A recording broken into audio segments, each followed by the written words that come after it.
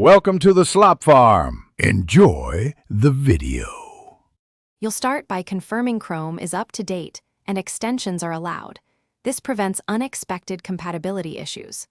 Once done, open the Chrome Web Store and install a reputable VPN extension, making sure you review permissions before clicking Add. After installation, sign in or create the provider account inside the extension. This links your subscription to Chrome. Make sure to accept only necessary permissions and note any account credentials so you can activate the VPN in the next steps. You'll now open the extension icon and complete any first-run prompts. This is where you grant network access and enable background activity. Once signed in, pick a server. Choose a nearby server for speed or a specific country to bypass location restrictions. Make sure to toggle features like split tunneling if you only want Chrome traffic routed through the VPN, and set auto-connect on trusted networks.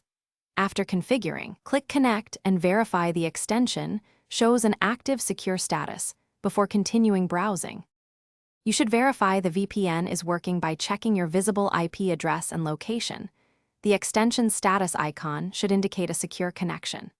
If pages load slowly or media buffers, make sure to switch to a different server, reduce encryption settings if available, or temporarily disable conflicting extensions.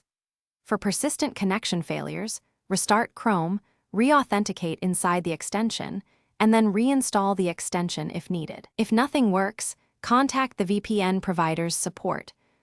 Clear. Thanks for watching. Consider subscribing if we helped you today.